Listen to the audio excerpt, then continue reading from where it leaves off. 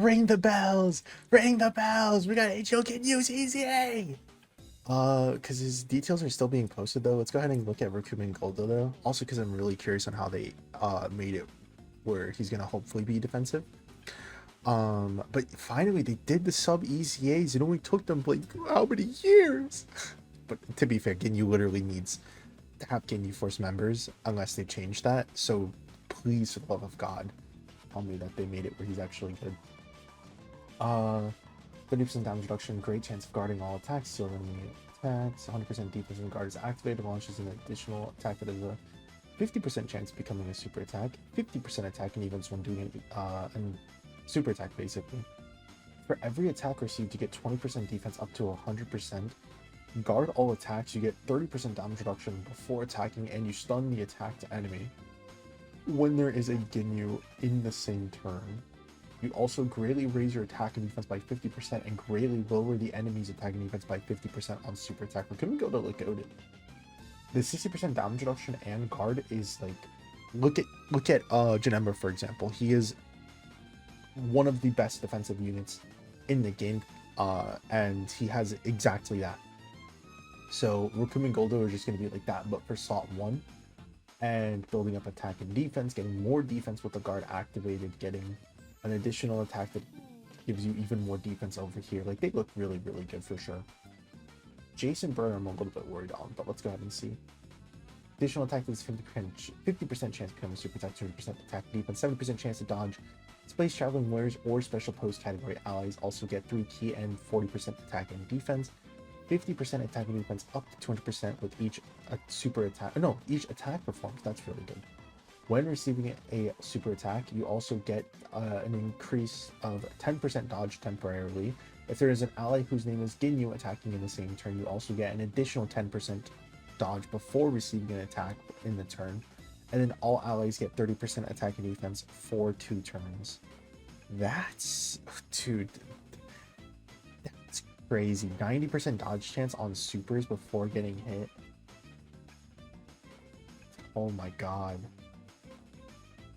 Alright, sorry, I had to pause real quick. Yeah, like, as long as you just have a Ginyu on rotation, they seem so goated. 20% attack and defense support for 1 turn. Oh my gosh, you just put this guy in slot 1 and he's giving so much support. That's pretty good. Okay, that's the transformation. Let's go ahead and look at regular Captain Ginyu. I'm looking at damage reduction. My lips are watering a little. My mouth is watering a little bit. I'm not gonna lie. 20% attack and defense launches an additional attack that has a 50% chance to become a super attack. Damage reduction 20%. Ginyu Force members also get an additional 1 key and 60% attack and defense, and a chance to perform a critical hit by 20%. When attacking with 12 or more key, you also get an additional 150% attack and defense. You get 20% attack and defense per Ginyu Force ally on the team, up to 100%, meaning you only need 5, which makes sense. When there is another Ginyu Force ally on the team, not on the rotation, attack effective against all types, high chance of performing an additional super attack. 50% chance to do an additional super is a little bit lower than I would like, but considering that he has 1 here and 1 here, it's basically you get 2 super attacks guaranteed. I say guaranteed, but on average you'll get 2 super attacks, right? For 1 turn from the character's entry turn, or when HP is 70% or more at the start of the turn, you get a chance to perform a critical hit and damage reduction rate of plus 30%. So it kind of looks like Tekojita, Esther Vegito, sort of that sort of passive where it's the first turn is guaranteed and then every turn after that has to be above a certain threshold. Well, yes, Tekojita is below the threshold, Esther Vegito is above the threshold, but that's nice. And it's also start of turn, that's not getting hit. You raise defense infinitely, so that wasn't increased at all, but that is kind of disappointing. But you also do get the attack for 1 turn. Greatly raised attack. Ooh, okay. Covers HP, we already knew about that. 250% attack and defense and 1 key. Launches an additional attack that has 70% chance to become a super attack. Let's see. When attacking... Wait, no, sorry, I skipped over a bit. Attack effect against all types, 50% damage reduction. When attacking, you also get 150% attack, 50% chance to perform a critical hit, another 70% chance to do an additional super attack. When receiving an attack, you also get an additional 150% of defense and a chance of evasion plus 50%.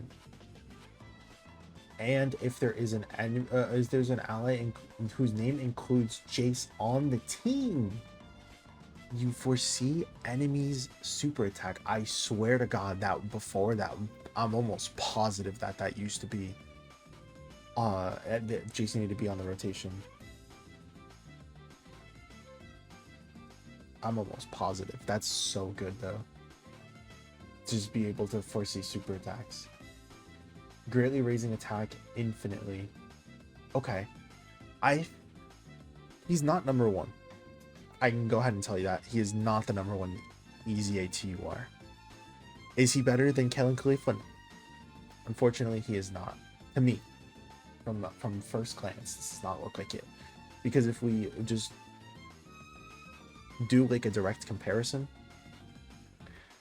Kellen Khalifa, actually we could just double check. How much was their numbers? Because they shouldn't be like that far down. How much was Kellen Khalifa's numbers when they transform? 200% and 200%.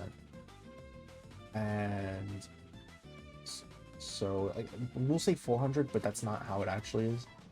250 and 150. It's about the same defense numbers, but she has a 70% chance to dodge, while Ginyu has 50% damage reduction, 50% chance to dodge.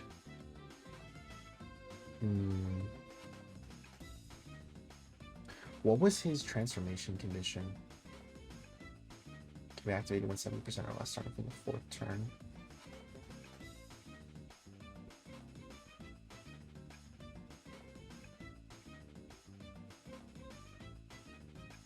I don't know.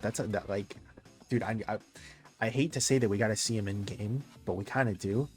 But regardless, he's top 3. He's top 3. You can't say that he's not.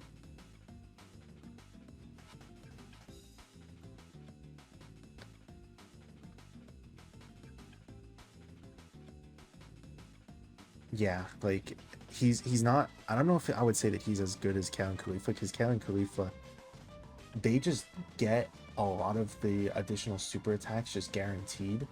Like we just have launches 2 additional super attacks while also giving defense for the turn. While this one is also greatly raising attack and defense, you get guaranteed additional super attacks. So I feel like Captain Ginyu is probably going to stack slower than Kellen Khalifa, and the base form is probably just going to be straight up worse, I would say, because 50% damage reduction is not going to be able to beat the dodge. I feel like we'll see though. Yeah, he looks amazing though. Like, this is pretty good. I can't wait for him to drop. But anyways, that is all the time we have for this week. Let me know what you guys think. Thank you all for watching. Hope you guys have a great week. I'll see you guys in the next one. Peace.